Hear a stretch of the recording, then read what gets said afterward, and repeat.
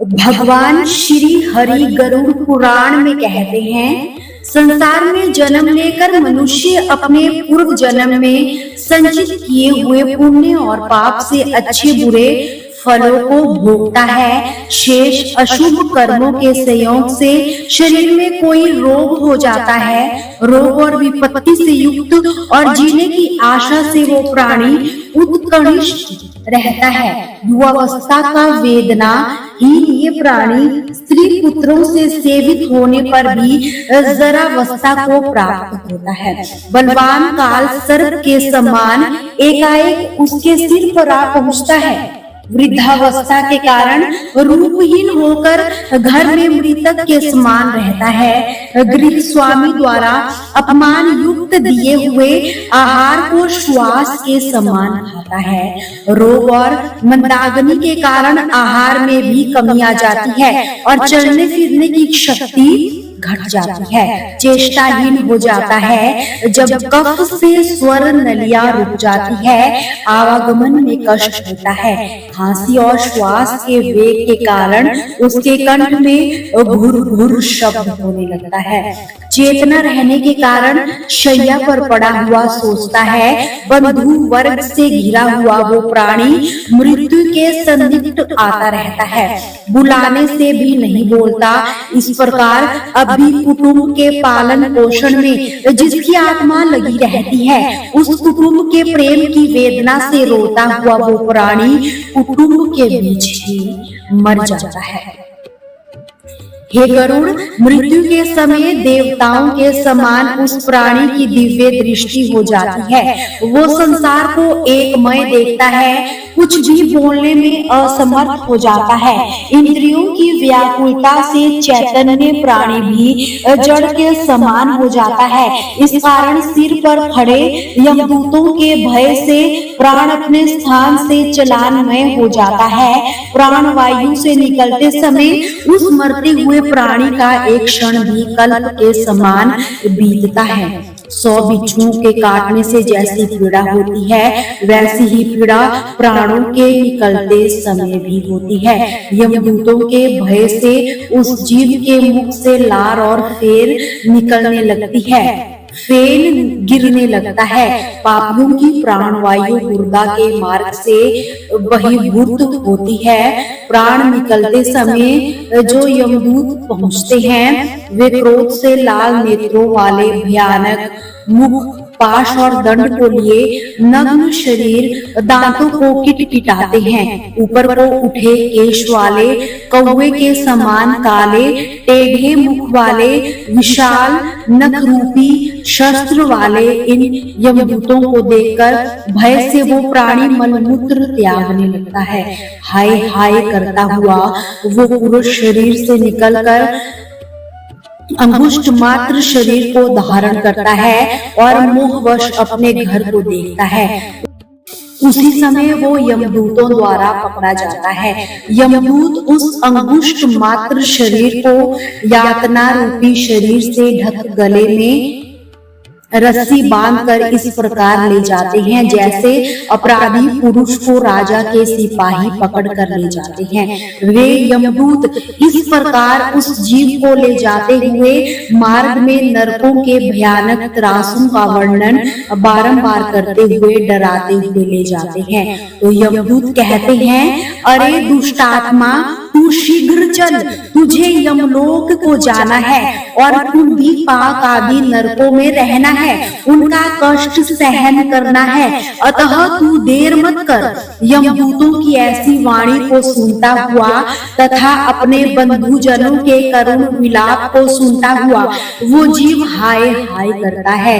यमदूत उसे प्रताड़ित करते हैं। उन यमदूतों के धमकाने से उसका हृदय विदीर्ण हो जाता है। भय से कांपता और अपने पापों का स्मरण करता हुआ वो यम मार्ग में कुत्तों से कटाया जाता है। जब मार्ग में क्षुधा और प्यास से पीड़ित होता है, सूर्य के तेज और पवन की प्रबलता से तप्त बालू में चलना पड़ता है। छाया और विश्राम रहित मार्ग में चलने से असमर्थ हो जाता है।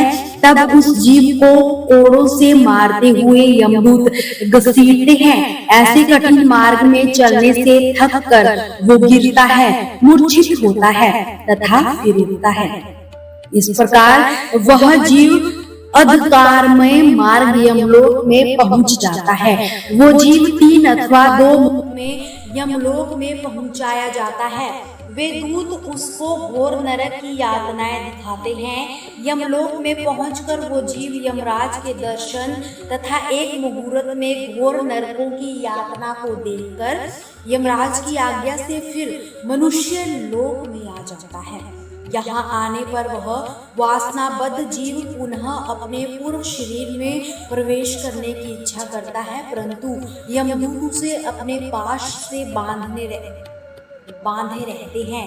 इस कारण वो क्षुधा तृषा के दुस्सह सुख भोगते हुए विकल होता रोता रहता है। जब मृत्यु के स्थान पर पुत्रों द्वारा दिए गए पिंड को और मरने के समय में दिए हुए दान को वो खाता है, तब भी उस बात की तृप्ति नहीं होती। पुत्रों द्वारा दिए हुए दान, श्राद्ध और जलांजलि से पापी मनुष्य की तृप्ति नहीं होती। इसी में पिंडदान देने पर भी वे भूख से और भी व्याकुल होकर यमलोक को जाते हैं। जिनका पिंडदान नहीं होता प्रेत योनि में रहकर निर्जन वन में दुख पूर्वक भ्रमण करते हैं।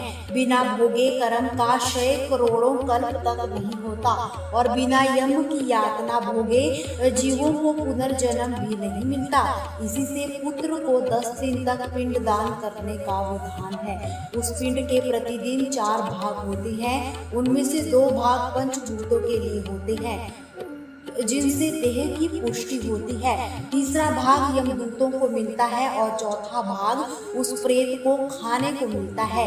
इस प्रकार 9 दिन तक पिंडदान से प्रेत का शरीर बनता है। 10वें दिन के पिंडदान से उसके शरीर में शक्ति का संचार होता है और चलने का सामर्थ्य आ जाता है। हे पक्षियों में श्रेष्ठ गरुड़, पूर्ण शरीर के दग्ध हो जाने पर पुत्र द्वारा दिए गए पिंडों से फिर भी उस जीव को देह की प्राप्ति नहीं होती। वो जीव हाथ भर का शरीर पाकर यम मार्ग में अपने शुभ अशुभ कर्मों को भोगता है। अब पुत्र पौत्रों द्वारा 10 दिनों तक दिए गए पिंडों से जिस प्रकार शरीर बनता है उसे कहता हूँ। प्रथम दिन के पिंड से सिर, दूसरे दिन के पिंड से गर्दन और कंधा, तीसरे दिन के पिंड से हृदय बनता है, चौथे दिन के पिंड से पीठ, 5वें दिन के पिंड से नाभि उत्पन्न होती है, 6ठे दिन के पिंड से कमर, गुदा, लिंग, भंग और मांस के पिंड आदि, 7वें दिन के पिंड से हड्डियां आदि बन जाती है, 8वें 9वें दिन के पिंड, 2 पिंडों से जंघा और पैरों का निर्माण होता है। 10वें दिन के पिंड से उस देह में क्षुधा तृषा की उत्पत्ति हो जाती है। पिंड से उत्पन्न शरीर का आश्रय लेकर भूख प्यास से पीड़ित प्रेत 11वें और 12वें दिन श्राद्ध में दिए हुए भोजन को खाता है। 13वें दिन यमदूतों के पास से बंधा वो जीव बंदर के समान यमलोक को जाता है। ये गरुड़ वैतरणी को छोड़कर केवल यमलोक 86,000 योजन वितरण है। अब इस जीव को प्रतिदिन 24 घंटों में 26 ग्राम पड़ते हैं। उनको लांघकर तब धर्मराज के नगर में वो पापी जीव पहुंचता है। जिन नगरों में वो पापी जीव पहुंचता है उन नगरों के नाम ये है: सौम्यपुर, सौरीपुर, नगेंद्र भवन, गंधर्व, शैलागम, क्रौंच, क्रूपुर, विचित्र भवन, ब्रह्मापद, दुखद, नाना क्रंदपुर, सुतप्त भवन, रौद्र नगर, पर्यवर्षण, शीताढ़, बहुभीति धर्म। इनके आगे यमपुरी है। यम के पास बंधन में बंधा हुआ वो पापी जीव मार्ग में हाय हाय रोता हुआ अपने घर को छोड़कर यमपुरी को जाता है। तो ये था गरुड़ पुराण सारों द्वारे पापियों का ऐहिकामुषिक दुख निरूपण नामक प्रथम अध्याय। तो दोस्तों, अगली वीडियो में हम अध्याय 2 के बारे में बात करेंगे कि गरुड़ पुराण के अध्याय 2 में क्या लिखा है। हमसे जुड़े रहने के लिए हमारे चैनल को सब्सक्राइब जरूर कीजिए।